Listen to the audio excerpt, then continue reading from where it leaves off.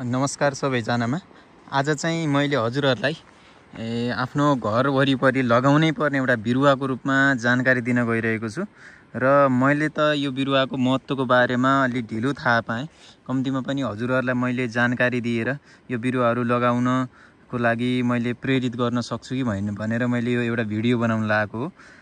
यो बिरुवा चाहिँ मैले लगाएको लगभग अहिले 15 दिन भइसकेको छ र यो बिरुवा चाहिँ यतिको अवस्थामा छ। र यो बिरुवा लगाउने उपयुक्त समय भनेको जब हामीले धान रोप्ने अवस्था हुन्छ, लगभग असारको बेलामा, त्यही बेलामा नै रोप्न सक्नुहुन्छ यो बिरुवा पनि। र यो बिरुवाको महत्त्व किन छ भन्ने विषयमा कुरा गर्दाखेरि चाहिँ यो प्राचीन कालदेखि नै यसलाई चाहिँ जीवनबुटीका रूपमा चाहिँ ऋषिमुनिहरूले हाम्रो धार्मिक ग्रन्थहरूमा व्याख्या गरेको अवस्था छ र यसमा चाहिँ सबै चिज यसको चाहिँ उपयोगी हुन्छ कि यसको पातदेखि लिएर यसको जरा अनि यसको चाहिँ दानाहरू, फलहरू सबै नै उपयोगी भएको हुनाले चाहिँ विशेष गरी कम्तीमा पनि यो बिरुवा चाहिँ हजुरहरूले घरमा चाहिँ जसरी पनि लगाउनु होला भन्ने मैले हजुरहरूलाई यो भिडियो मार्फत सन्देश दिन थालेको। र यसको उपयोगिताको बारेमा चाहिँ अब विशेष रूपमा मैले आज चर्चा गर्न चाहेको चाहिँ नेपालीमा त मोरिङ्गा भन्छ, हाम्रो इङ्ग्लिसमा चाहिँ मोरिङ्गा भन्छ। अब विशेष गरी पहाडतिर चाहिँ यसलाई शीतलचिनी भन्छ भने तराईतिर चाहिँ यसलाई चाहिँ सजना पनि भन्दो रहेछ। इङ्ग्लिसमा चाहिँ ड्रमस्टिक अथवा चाहिँ मोरिङ्गा भन्छ है। र यसलाई चाहिँ अब विशेष गरी यसको चाहिँ भिटामिन ए र बी पाइन्छ भन्ने चाहिँ विभिन्न वैज्ञानिक तथ्यहरूले पनि पुष्टि गरिसकेको छ। त्यसपछि गएर यसका चिजहरू उपयोगी हुने र यसमा चाहिँ iron, protein, fibre, calcium, phosphorus, mineral सबै पाइने यसमा पाइने जति यति महत्त्वपूर्ण चिजहरू पाइन्छन् यसमा। र यो मात्र यस्तो बिरुवा हो अथवा चाहिँ यो कमै बिरुवा यस्ता हुन्छन् जुनमा चाहिँ ए भिटामिन, बी भिटामिन र सी भिटामिन तीनटै पाइन्छ। र यसलाई चाहिँ विशेष गरी हामीले यसको चाहिँ पातको सेवन चाहिँ विशेष गरी धेरै गरिन्छ। यो पात चाहिँ अलि बिरुवा ठुलो भइसकेपछि यो पातहरूलाई चाहिँ हामीले टिपेर सुकाएर त्यसको चाहिँ मिक्सरमा पिसेर धुलो बनाएर अनि त्यसपछि हामीले त्यसलाई चाहिँ चियाको रूपमा प्रयोग गर्न सकिन्छ। अथवा बिहान हामीले पातलाई चाहिँ थोरै मह अथवा कागतीको रससँग प्रयोग गरियो भने पेट सम्बन्धित धेरै किसिमका रोगहरू चाहिँ यसले चाहिँ निदान गर्ने हुन्छ। र यसले पाचन प्रणालीमा पनि विशेष महत्त्व राख्छ। पेट सम्बन्धी र महिलालाई हुने स्वास्थ्य सम्बन्धी समस्याहरूलाई पनि यसले चाहिँ एकदम ठिक गर्ने कुरा छ, वैज्ञानिक पुष्टि पनि भइसकेको छ।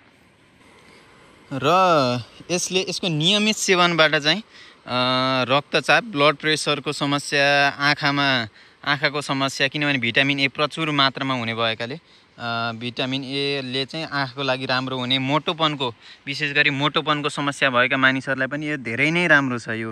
यसको चाहिँ पातहरू चियामा मिसाएर अथवा बिहान सेवन गर्दा धेरै राम्रो, हड्डीहरू मजबुत, किनभने यसमा चाहिँ क्याल्सियम प्रशस्त मात्रामा पाइने भएको हुनाले चाहिँ हजुरले बिहान बेलुका सेवन गर्दाखेरि हड्डीको लागि पनि राम्रो, हेमोग्लोबिनको मात्रा बढाउने हैन। त्यसपछि चाहिँ एन्टिअक्सिडेन्ट्स नि प्रशस्त मात्रामा पाइने यो बिरुवामा भएका हुनाले चाहिँ यसको चाहिँ उपयोग कम्तीमा पनि गर्नु होला। अब हामीलाई धेरै ज्ञान नभएको हुनाले हामीले यो बोट बिरुवाको बारेमा पनि धेरै थाहा छैन। त्यही भएको हुनाले कम्तीमा पनि एउटा बिरुवा सक्नुहुन्छ भने व्यावसायिक रूपमा गर्दा राम्रो, नभए पनि घरमा एउटा बिरुवा लगाउनु भयो भने चाहिँ यसको चाहिँ सबै उपयोगी कुराहरू, पातदेखि लिएर यसको अब पातहरूको यसलाई मसिनो मुन्टा अथवा पातहरू हामीले तरकारीको रूपमा पनि प्रयोग गरिन्छ र विशेषतः यसको फललाई हामीले चाहिँ तरकारीको रूपमा प्रयोग गर्ने भएको हुनाले चाहिँ तरकारीको रूपमा पनि प्रयोग गर्न सकियो। र जरा, विशेष गरी जराको पनि एकदमै यसको चाहिँ विशेष महत्त्व हुन्छ। जरालाई हामीले कुटेर यो शरीरमा भएका घाउहरूलाई हामीले चाहिँ लगाइयो खटिराहरूमा अथवा चाहिँ कुनै किसिमको शरीरमा आउने अथवा छालामा आउने रोगहरूमा लगाइयो भने त्यसलाई पनि यसले निदान गर्ने हुन्छ। यसको पातहरू रुगाखोकी, बिपी, कोलेस्ट्रोलको लागि पनि राम्रो हुन्छ। त्यो भएको हुनाले चाहिँ अब हामीले यो बिरुवालाई चाहिँ हामीले खोजी लगाउनु पर्ने हुन्छ कि कसैको घरमा यो बिरुवा छ भनेदेखि कम्तीमा पनि उसलाई चाहिँ यसको बिउ राख्दिन लगाउने अथवा चाहिँ बिरुवा चाहिँ राख्दिन भन्ने बिउबाट सजिलै रूपमा चाहिँ यसको बिरुवा उम्रन्छ। यो लगाउने समय भनेको अहिले नै हो। मैले अघि नै भनिसकेँ ठ्याक्क असार बिरुवा रोप्ने धेरै जसो असारको महिना यसलाई चाहिँ हजुरहरूले लगाउनु पर्ने हुन्छ। अथवा कतै पाउनु भएन भने नि नर्सरीमा चाहिँ यसको बिरुवा प्रशस्त मात्रामा उपलब्ध हुन्छ र छिटो बढ्ने। मैले 15 दिन भयो यो लगाएको, यति छिटो बढाएको छ। र यसलाई चाहिँ अब मौसमी हिसाबले हजुरहरूले जान्न चाहनुहुन्छ भने यसलाई चाहिँ गर्मी हावापानी मनपर्छ, गर्मी हावापानी। अनि त्यसपछि गएर धेरै पानी नचाहिने र पानी 15-20 दिनमा राखिदिए राम्रो, नभए पनि धेरै पानी नचाहिने गर्मी मौसममा हुने एकदम राम्रो चिज। यो स्याहार सुसार पनि खासै धेरै चाहिँदैन। मैले चाहिँ यसमा आज मल हालिदिएर माथिबाट मल्चिङ गर्दैछु। यो झारपातहरूले यतिको राम्रोसँग व्यवस्थापन गर्नुभयो भने एकदमै राम्रो हुन्छ। आजको भिडियो मैले यति नै भन्न चाहेँ। मैले यो भिडियो मार्फत हजुरहरूलाई जानकारी गराउन खोजेको चाहिँ मैले एउटा बिरुवा लगाएँ, मैले धेरै पछि यसको महत्त्व बुझेँ। कम्तीमा पनि हजुरहरूले यसको महत्त्व आज नै बुझेर हजुरहरूले लगाउनु भयो भने चाहिँ यो धेरै नै राम्रो बिरुवा हो।